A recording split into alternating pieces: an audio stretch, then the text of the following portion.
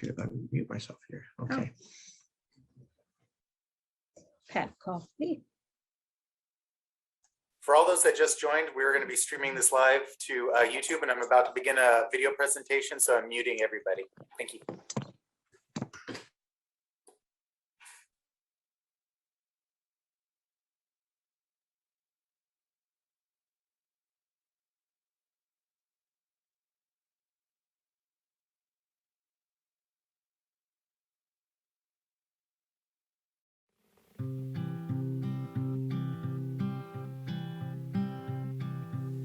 This world would like to make me lonely, but I got my friends with me. We're trying hard to help others find friends eternally. And I would worry about me, ooh, this world would bring me down. I'm feeling better, lifting others off the ground. Look what I found. I wanna know what I can do. I wanna give what I can give. That is the best feeling ever. I know this will last forever. I'm where I want to be. This is the best life ever.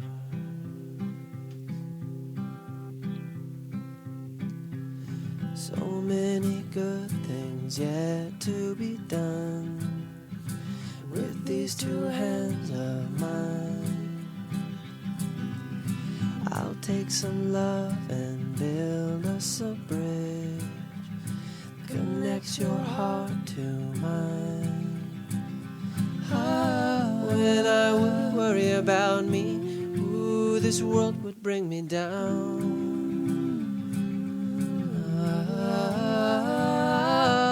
I'm feeling better, lifting others off the ground. Look what I found. I wanna know what I can do. I wanna give what I can give. That is the best feeling ever. I know this will last forever. It's better than a dream. This is the best life. I'm not afraid, come what may.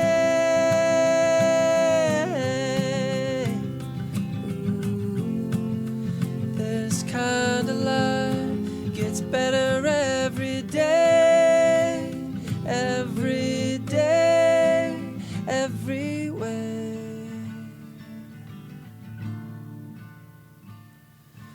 Oh, I wanna live for more than me. I wanna give till I feel free. That is the best feeling ever. I know this will last forever. Come with me, you'll see this is the best life ever. This is the best life ever. This is the best life ever.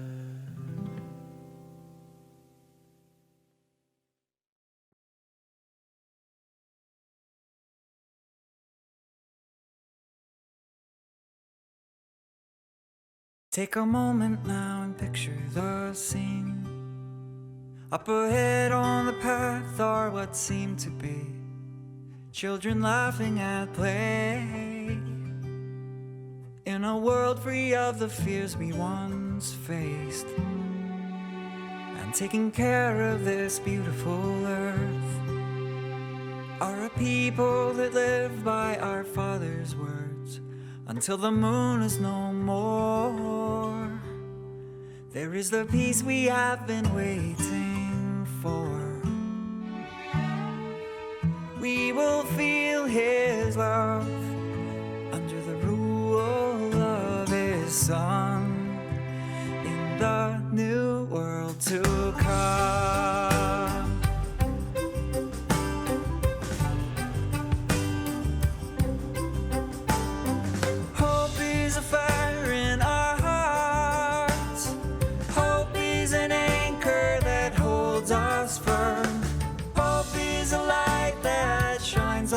sun as we see ourselves there in the new world to come.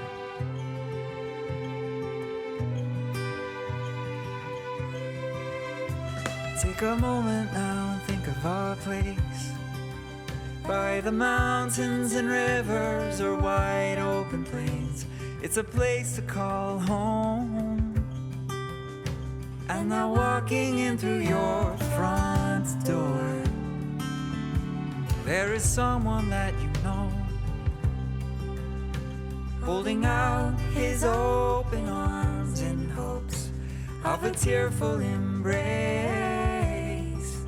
Feels like forever since you've been face to face. Even death won't stop our God's outstretched love in the new world to come.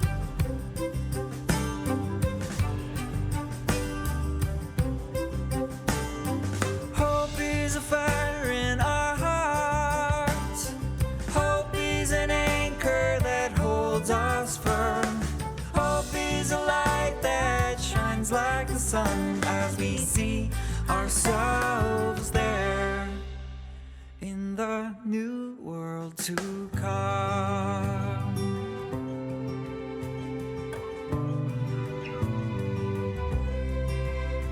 And every word from his mouth, will do all for which he sent it out. Jehovah's will for this earth is fulfilling every living thing's last wish.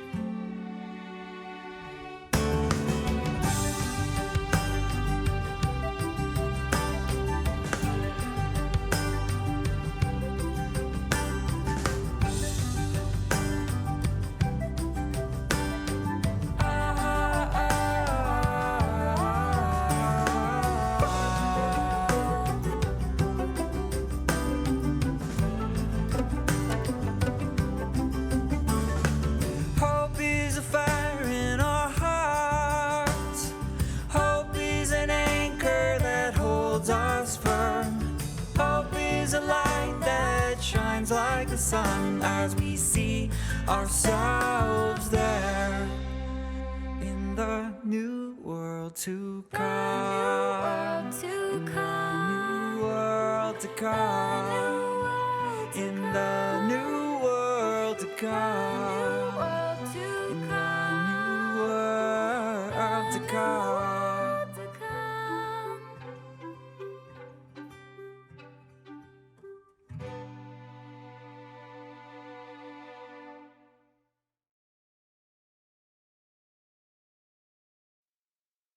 Just in case you're wondering, I'm Kevin Peterson, and that was my mother, Adeline Peterson. And a couple of years ago, I asked my mother if she had thought about who she would want to give her memorial service whenever the time comes. And without hesitation, she says, well, I expect you to do it. She says, you know me better than anybody else does. And I was taken aback for a moment, and I said, well, yeah, but I'm, emotionally close to you. What if I can't do that? What if I get choked up? And she says, you'll be fine. So here we are. And hopefully everything will go well. So on July 11th, 1922, Adeline Beatrice Peterson was born as Adeline Beatrice Wild in DeForest, Wisconsin. That's a suburb just north of Madison. On August 29th, 2021, she passed away in her sleep at the age of 99. On September 13th, 1941, she married Lionel Peterson, thus becoming Adeline Peterson, and thereafter celebrated 67 anniversaries with him, the last one being 1 week before he died in 2008. There are many experiences that could be related about what she did with her long life. And some of that we've detailed in the online obituary and in the brochure that I'm sure all of you got. So we're not going to go through a lot of those details or names of children and grandchildren. At this time, we don't have time for that, but we're going to focus on what she did to make a good name. Now, what do we mean by that? If you have your Bibles with you, turn with me to Ecclesiastes chapter 7, beginning in verse 1.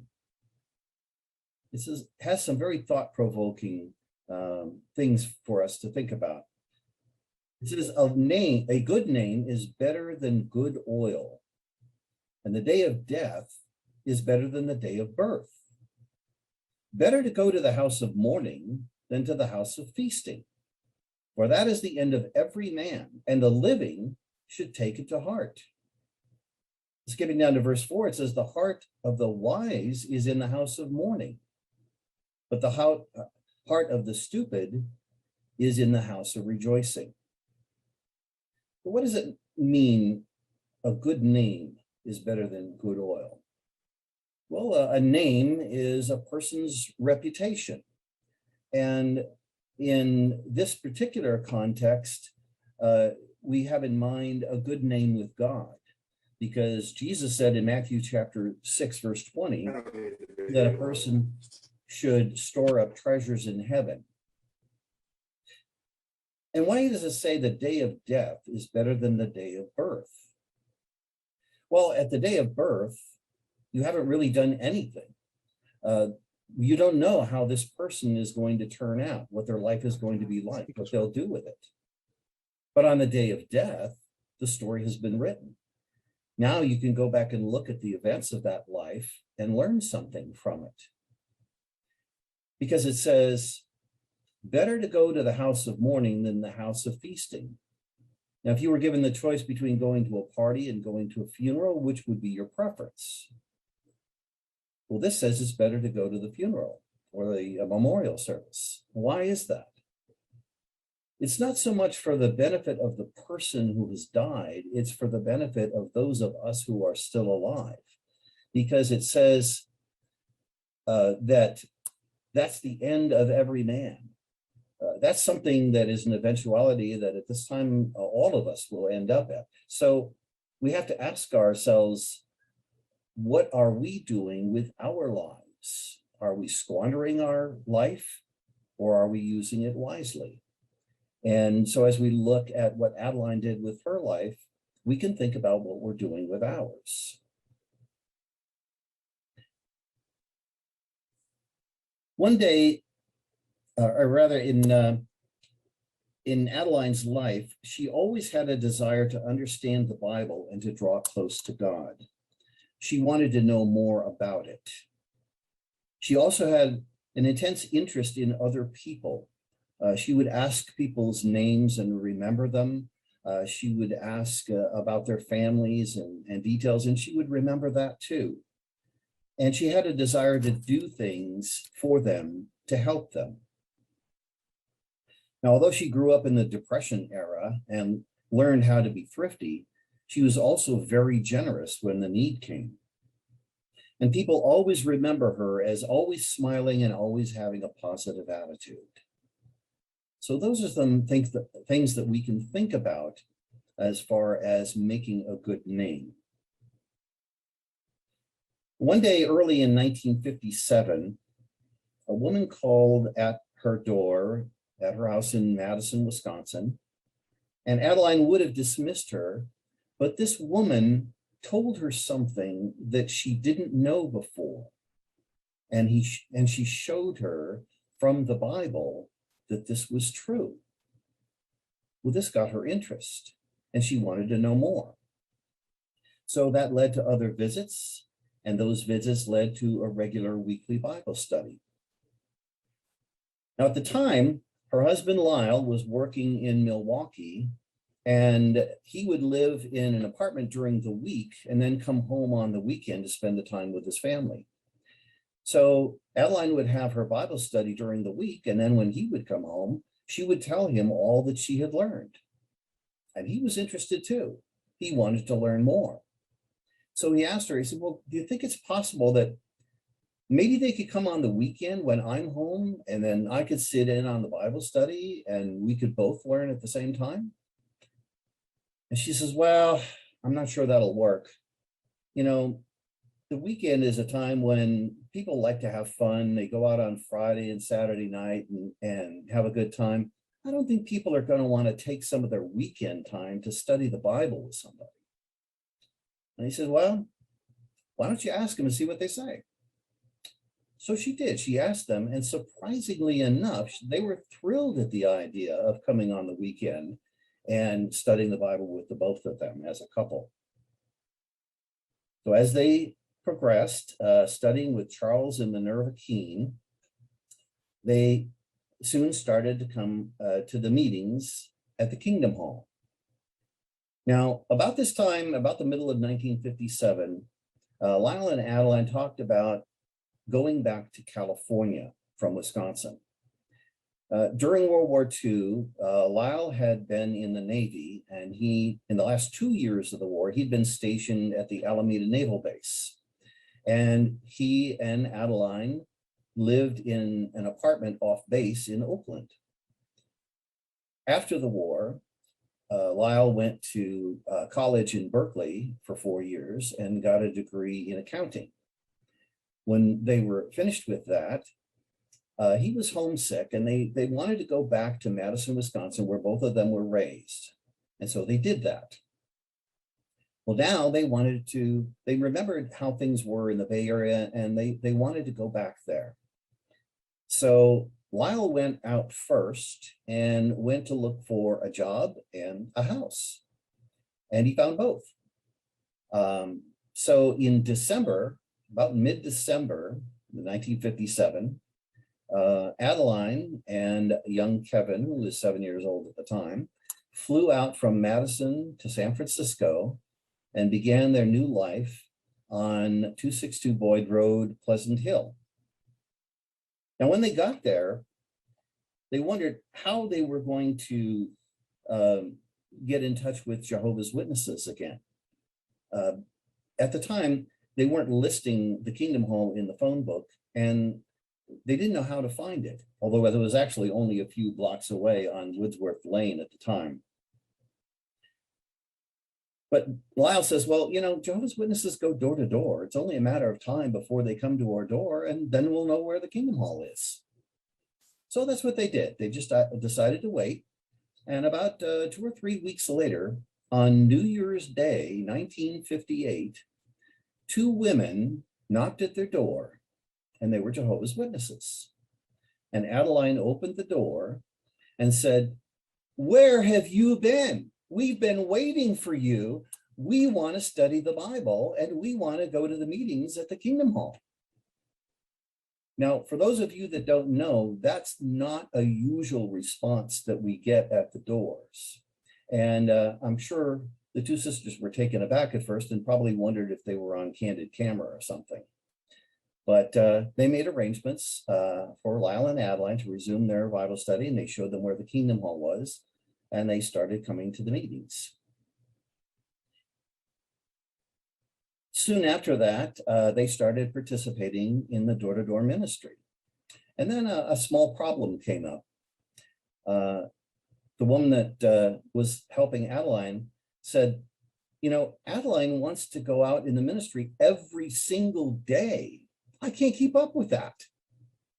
Well, they got over that problem, and but Adeline still wanted to go out in the ministry as much as possible because she wanted to share the things that she was so thrilled about with other people. She had tried sharing it with her relatives, and they thought that she was crazy. In fact, her sister said people that study the Bible end up going crazy.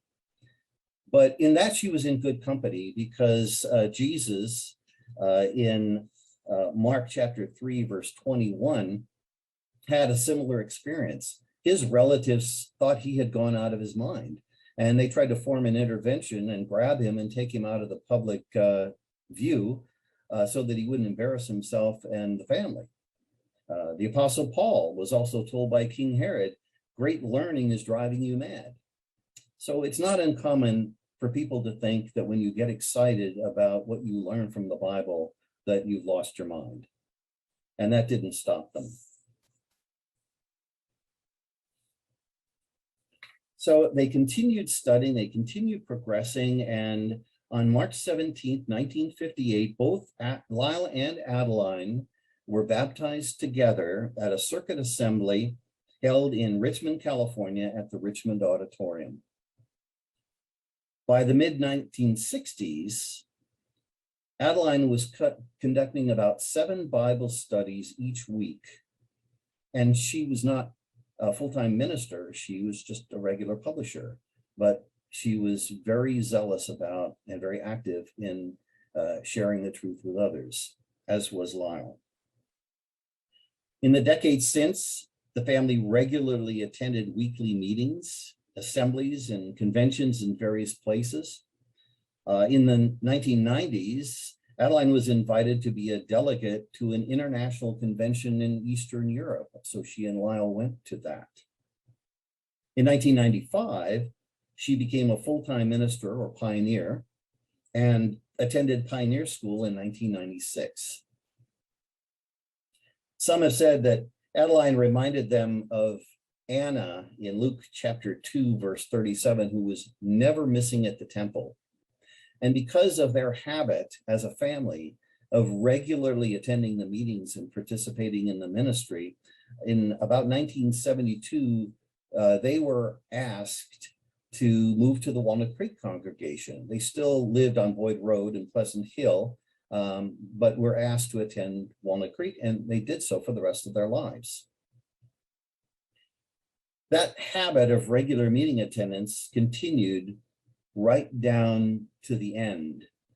Adeline attended her last meeting on Tuesday night, August 24th, and the next meeting would have been Sunday morning, the 29th, and she passed away in her sleep peacefully during the night, early in the morning of Sunday.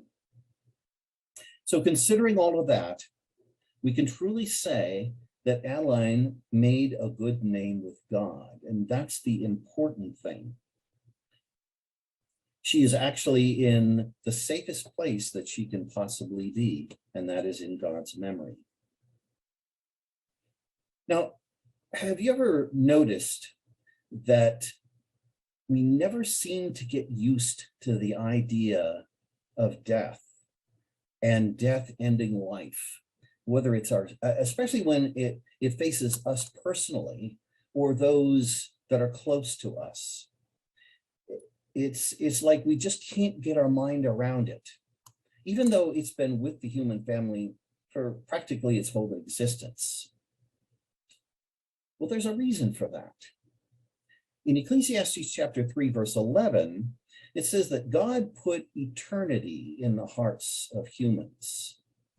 And that means that they have not only the concept of living forever, but the desire to and the expectation to. Now, was that cruel on God's part to put a desire in their hearts that they could never satisfy, that was impossible? No, because God's original purpose was that humans would never die. Now, that might sound strange to you, but if we go back to the book of Genesis, we'll realize that God's original purpose was that humans would live forever on the earth, and they would grow in numbers, and their children would also live forever on the earth. We'll start in Genesis chapter 2. And in verse 9, it says, "Thus Jehovah God made to grow out of the ground every tree that was pleasing to look at and good for food, and also the tree of life in the middle of the garden, and the tree of the knowledge of good and bad." So you notice there were 2 trees.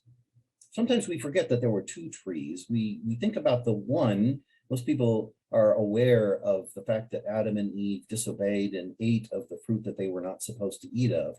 But we forget about the other tree, the tree of life. Why was that there? Well, we'll see a little later on. Drop down to verse 17, and God gives this command to humans. He says, but as for the tree of the knowledge of good and bad, you must not eat from it, for in the day you eat from it, you will certainly die. So that was very clear. They were not to eat of that fruit, and if they did, they would die. If you think about that, and you think about the converse, that would indicate that if they did not disobey, if they did not eat of that fruit, they would not die. If they would not die, doesn't that mean that they would continue living on forever? You might say, well, that's a bit of a stretch, but we'll see that that was God's intention as we go on. Now, if you look at the next chapter, chapter 3, and we go down to verse 19, at this point, they did disobey. They ate of the fruit that they were not supposed to eat from, and God is sentencing them to what he promised would happen, and that is that they would die. So this is what that would mean. He says, in the sweat of your face, you will eat bread until you return to the ground, for out of it you were taken.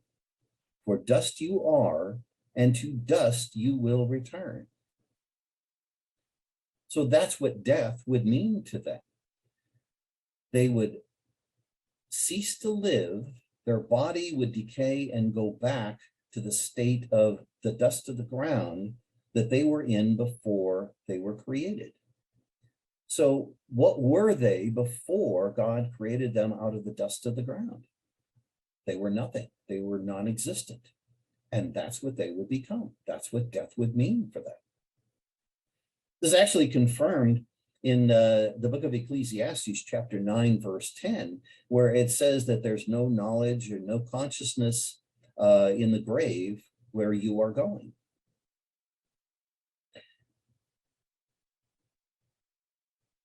If we go further down to verse 22, notice what action God took next.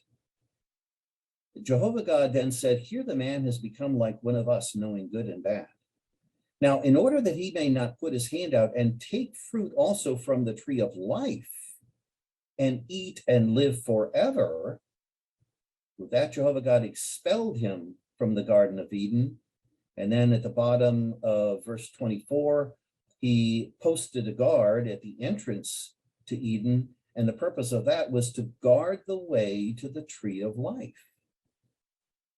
So now we get back to that other tree, the tree of life. God never told them that they could not eat of the tree of life, only the tree of the knowledge of good and bad. But once they ate of the tree that he forbade them to eat from, now it wasn't appropriate for them to eat of the tree of life. And so he took steps to prevent it. But you notice what he said there? He said, in order that he may not put his hand out and take fruit also from the tree of life and eat and live forever. Now, God had created that tree and put it in the garden for a reason. We may never know his complete reason or what he had intended to happen if they had not sinned. But it's clear here that he intended for them to eat from the tree of life and live forever. That's what God intended for humans, that they would all be able to live forever. We might say, well, why does that affect me? That was just Adam and Eve. They did something that was wrong and they died. Why do we have to die? Well, if you look over at Romans chapter 5, verse 12, it explains it very clearly. In Romans chapter 5,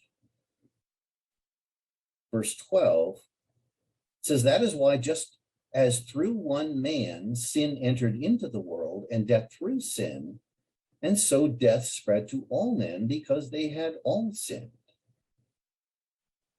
To realize how that would work, imagine if you owned a large amount of property and wealth, but you squandered that and you ended up becoming bankrupt. You lost everything that you had, and now you died, and your son inherited whatever you had for them to inherit. Could you pass on to your son all of the wealth and property you used to have? No, you don't have it anymore. If anything, your son might inherit debt. Well, that was the case with Adam and Eve. Adam and Eve lost the right to everlasting life. They didn't have it anymore. And so when they had children, they couldn't pass on everlasting life to them. They could only pass on the tendency to sin and sickness and eventual old age and death. And that's why we have that today. But that was not God's original purpose. Now, back in Genesis chapter 3, as God was sentencing the first human pair, he held out a hope in verse 15 of someone who would come to reverse that, to undo or break up the works of the devil. And in the last book of the Bible, we see a vision of what that would mean. In Revelation chapter 22, in verse 2, you'll see something that seems familiar. It says, on both sides of the river, speaking symbolically, were trees of life producing 12 crops of fruit, yielding their fruit each month. And the leaves of the trees were for the healing of the nations. So now, instead of just one tree of life, we're seeing many trees, and they're producing an abundant crop of fruit that will end up giving everlasting life to those eating it. And it says the leaves were for the healing of the nations. What that would accomplish is what the previous couple of chapters mentioned. In chapter 21, in verse 4, it says, death will be no more. In chapter 20, it talks about all of the dead coming back from the grave. The grave, as a common grave of humankind, would be emptied. And when that happens, and when humans are able to eat symbolically of that tree of life and live forever, then death with respect to the human race ceases to exist. Isn't that kind of ironic?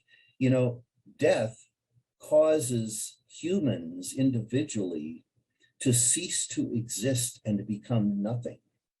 But God is going to bring about a situation where death itself ceases and comes to nothing. Isn't that something to look forward to? When Jesus was on the earth, he was the fulfillment of God's promise in Genesis 3:15 of an offspring who would break up the works of the devil. And throughout his ministry, Jesus talked about everlasting life. In fact, one of the familiar scriptures to many people, John 3:16, God loved the world so much that he gave his only begotten son. It says in that verse that people would gain everlasting life from him. If we turn to John chapter 5, verse 28 and 29, we see Jesus specifically showing that death would become undone. In verse 28, he says, do not be amazed at this, for the hour is coming in which all those in the memorial tombs will hear his voice and come out. Those who did good things to a resurrection of life, and those who practice vile things to a resurrection of judgment. So he made it a point to tell people about a future resurrection in which all of those who had died would come out of the memorial tombs. Now, later on, a friend of Jesus named Lazarus got sick. And in John chapter 11, it tells us what happened to him. Jesus purposely held off going to see Lazarus to allow the sickness to run its course, and Lazarus died. But that's because Jesus had something in mind to show God's power and prove what he had been talking about. In verse 11 of John chapter 11, Jesus said, Lazarus, our friend, has fallen asleep, but I'm traveling there to awaken him. See, there Jesus indicates what death is really like. It's like a dreamless sleep. And his disciples misunderstood what he meant. But then if you look down in verse 14, Jesus said to them plainly, Lazarus has died. So Jesus traveled to where Lazarus' family was. And we see the scene in verse 33 and 35. Notice how this affected Jesus. It says, when Jesus saw her weeping and the Jews who had come with her weeping, he groaned within himself and became troubled. So he was affected emotionally by the suffering and the sorrow of these people who had lost their friend Lazarus or their relative. And then in verse 35, it says, Jesus gave way to tears, which really shows us that we should not feel bad about weeping. And in fact, we can weep with those who weep on occasions like this. Jesus did this even though he knew that in a few minutes, he was going to undo all of that. He was going to bring Lazarus back to life. But if we drop down to verse 43 and 44, imagine if you had been there. Imagine hearing this. After saying a few words, Jesus cried out with a loud voice, Lazarus, come out. The man who had been dead came out with his feet and hands bound with wrappings, and his face was wrapped with a cloth. Jesus said to them, free him and let him go. Now, this wasn't just theory. This wasn't idle promises where Jesus was saying that there was going to be a resurrection and that God had the power to do this. This was real. They saw it. They saw a man who had been dead for several days and started to decompose come back to life. Now they could put faith in what Jesus said. In fact, the certainty of a future resurrection was established by the Apostle Paul in Acts chapter 17, verse 31, when he said that the resurrection of Jesus Christ himself was a guarantee to us that there will be a resurrection. Paul also in his letter to the Corinthians in 1 Corinthians chapter 15 extensively supported the fact that there will be a literal resurrection from the dead, and that we have proof of that because Jesus was resurrected. In fact, he said in verse 6 of 1 Corinthians chapter 15 that there were as many as 500 eyewitnesses. Some of them in Paul's day were still alive to confirm that that had taken place. So think about it. If God could take the dust of the ground and give it life so that a person could become a conscious human, doesn't he have the power to do the same thing with a person who once lived? Even though their body may have turned back to the dust and many centuries have passed, he could recreate that person with the same personality and give him life to bring him back. And he could do this for as many people as he wants to, and he does want to. That is his purpose, to bring things full cycle so that the earth is a paradise with people living forever on it, and those who have died can come back from the dead. But even when we know these things, we still feel pain and loss. And just as Jesus did, it's not wrong for us to feel this way, to feel sorrow, and even to weep. It's not an indication of lack of faith. So we can be assured of that. But Jehovah God is the best comfort that we can have. Others can sympathize with us and speak encouraging words, but God is the only one who can really do something about it, and he wants to. Turn to 2 Corinthians chapter 1. And notice how it describes God. In 2 Corinthians chapter 1 and verse 3, in that verse, it says, "Praised be the God and Father of our Lord Jesus Christ, the Father of tender mercies and the God of all comfort." So Jehovah God is the source of comfort. And in the next verse, it says, "Who comforts us in all our trials." Now, why does he do that? Well, he does that because he has compassion for us, but he also expects us to pay it forward, so to speak, to accept that comfort, but also to share it with others, because he says he comforts us in all our trials so that we may be able to comfort others in any sort of trial with the comfort that we receive from God. And that we can do. In fact, Adeline, she needed comfort herself, and she found it in God's word. And she made a list of some scriptures that were comforting and kept it next to her chair in her room. When she passed away, I found that note with those scriptures on it. And I shared that with my daughter. And my daughter found it comforting and encouraging just to read those scriptures that Adeline had written for herself. So you could say that from beyond the grave, Adeline was still able to bring comfort from the scriptures to others. We need not feel sorry for Adeline.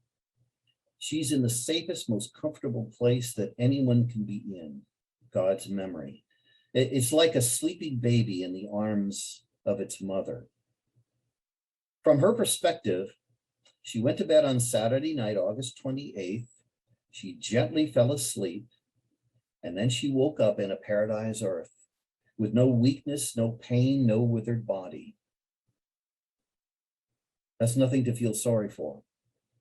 When she opens her eyes, she will probably look for you. Will you be there to greet her? How happy it'll be to see old friends and relatives be united and come together again. What joy that will be. She looked forward to being able to dance again with Lyle. Will you be there to see it? I hope so. So we're going to close now by singing song number 139. You won't be able to hear each other sing, but hopefully you can join in with the song. After the song, we'd like to ask Brother Manfred Colwire to close with prayer. Before we do that, and when the song ends, we're going to stop the live streaming. After the live streaming ends, it is being recorded, so if you would like to be able to go back and see parts of this again, you can do so, and you can see that video that we showed just prior to the memorial service. So let's join together singing song number 139, and then we'll look forward to our closing prayer. And thank you for being with us.